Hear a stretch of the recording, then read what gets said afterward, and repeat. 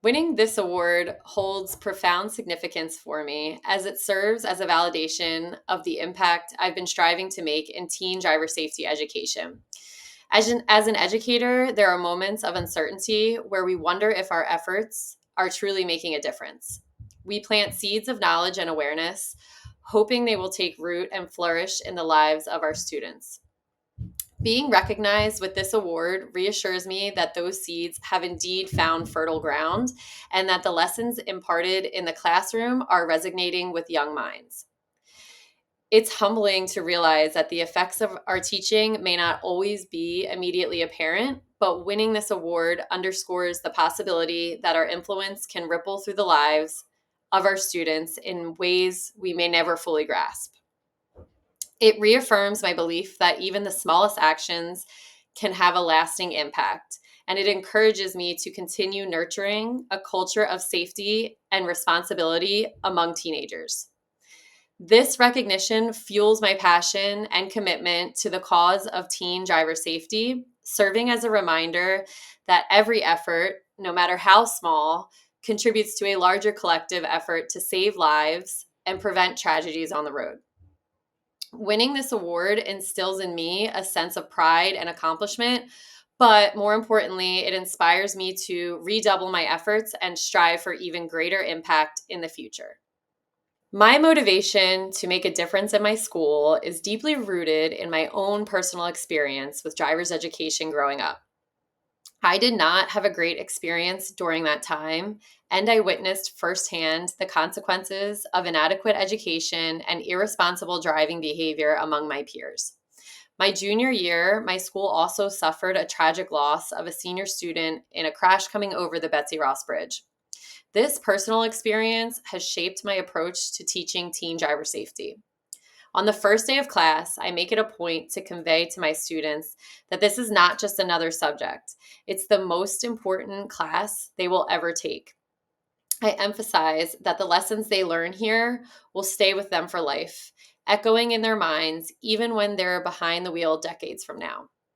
My own journey informs my teaching philosophy as I am acutely aware of the critical role education plays in shaping responsible drivers. I strive to create a learning environment that goes beyond mere instruction, fostering a deep understanding of the risks associated with driving and empowering students to make informed decisions that prioritize safety. By sharing my personal story and emphasizing the lifelong impact of responsible driving habits, I hope to inspire my students to take their education seriously and to approach driving with a sense of responsibility and mindfulness. My goal is to equip them with the knowledge, skills, and mindset necessary to navigate the road safely, not just for themselves, but for everyone sharing the road with them. In essence, my own experiences drive my commitment to making a difference in my school and beyond, as I strive to ensure that every student leaves my class more knowledgeable than when they arrived. Unfortunately, I think it was 2017 or 2016. I have to figure out I can probably look it up really quickly what the year was. We lost a student to, this isn't my favorite, this part's not my favorite, but the aftermath of it is. We unfortunately lost a student. He was hit by a car on Route 130, which, Route 130 in New Jersey is such a dangerous highway. So we had been involved in the Teen Safe Driving You Got Brains showcase, which is held in New Jersey for a few years prior. But we, in that upcoming school year, made it a commitment to recreate our platform to change it to 25 Saves Lives. And out front of the high school that I teach at, the speed limit on Route 130 was 40 miles per hour. And we worked to get it changed because it is technically the highway, and we worked to get it changed. And Governor Murphy signed the bill in 2019 to change it to 25 miles per hour in front of our high school, and with triple fines. So that was that's our yeah. Um yeah, so that's pretty much, is that well, do you want me to say it at all, or more formalized, I guess. I don't.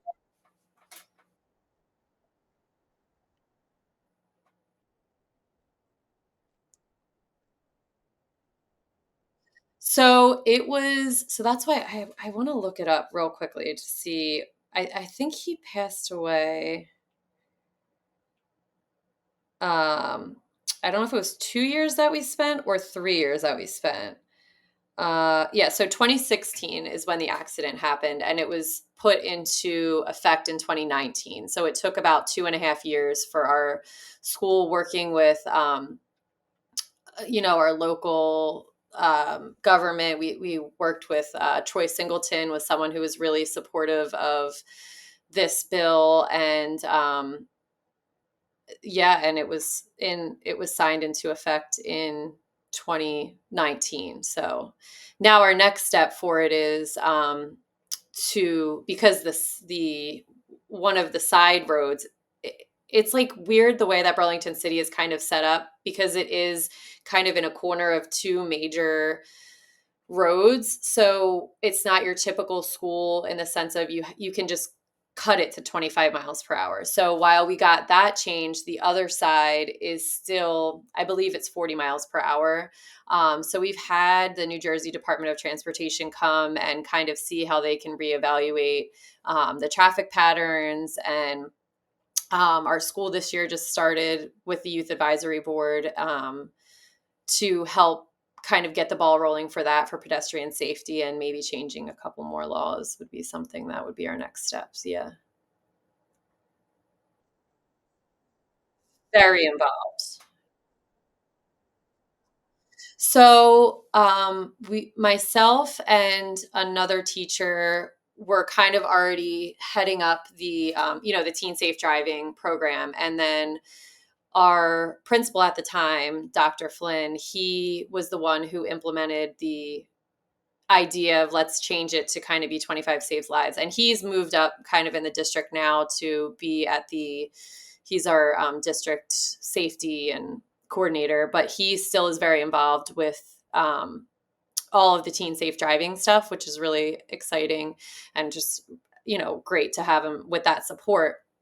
But there were groups of kids who went and kind of testified in front of the government in Trenton, and they to get the bill passed. So while we were kind of behind them, guiding them on, hey, this is things that we should do, there was a group of students who really were the ones that I would say led the initiative. Like, we were just there as the adults to kind of supervise and get the context they needed.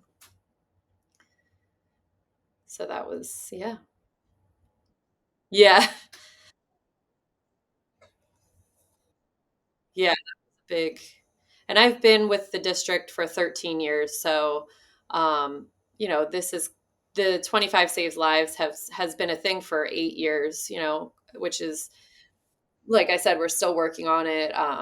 We just had a meeting today with the kids about some different initiatives that we want to kind of implement, especially with pedestrian safety, because Burlington City is a walking school district.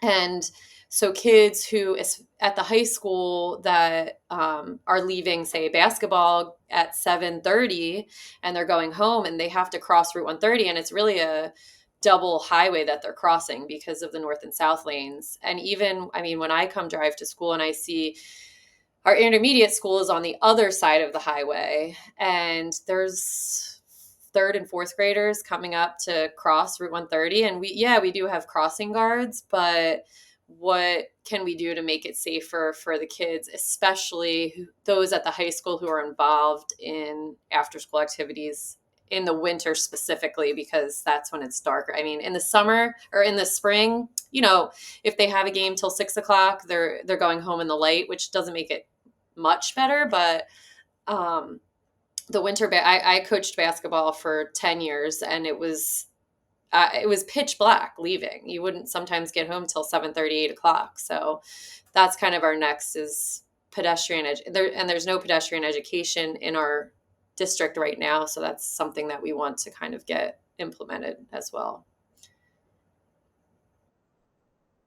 There is, yes, there is stoplights, but it's it's such a busy like both sides of the high school are such busy intersections. So we kind of have the one side, there's a couple businesses. There's the fire station is there. They cross over that, and there's like a center island of stores where there's a Walgreens, I guess, and the other side has a diner. So there's like cars going all kinds of different ways. Some are turning left, some are turning right. The other side, they did restructure the right turn off of, I think it's Sunset. I should know. I mean, I just don't go down that road. But I mean, I do only to go to the Wawa. But that was that was another one where there wasn't. It's there's so much traffic moving between people going to the Wawa and getting gas at the gas station. And that's actually where Antoine was killed, right in front of the Wawa in that area. It's just a lot of movement. And so, yes, the short answer is yes. We had a student last year get hit by a car and survive. It was his fault that he wasn't paying attention, but also he shouldn't be crossing Route 130. He shouldn't have to cross Route 130 to get to school safely, is the other thing. And it was one of our students' parents that hit him. So it was just like, a he was very lucky. It could have been much worse. And it's just something, that every day we have to kind of be, the kids have to be aware of. And if they're not responsible, then, this is they don't quite, some of the teenagers don't quite understand this is their life. It's not something that you can just run and this one time and it's okay, or not pay attention this one time. And so that's our goal, is really going to be surrounded around pedestrian safety. We do have a really great relationship with our police department as well. So sometimes in the mornings, the police will go in all three lanes on both sides, and they slow down to 25 miles an hour with their lights on so that the traffic slows down as well.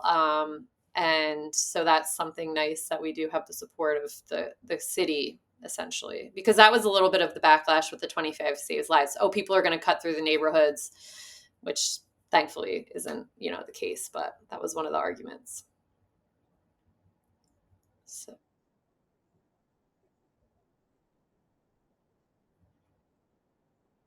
right. And because it's not just going across you would have to build two bridges. And where do you build them? And will that make a difference? Because on some points, for example, in along Route 130, they've put a light in Delran. They added a light by one of the complexes to go across to a shopping center. But some people don't follow because it's like not in their path of walking, which it does, again, sound ridiculous. But I see people crossing Route 130 all the time, and they're in like all black, and they're in the median, and they're like, it's so unsafe. Um, but at least for our kids, what can we do to get them safe to safety, and hopefully change the narrative of their kids and beyond, which is the most important thing.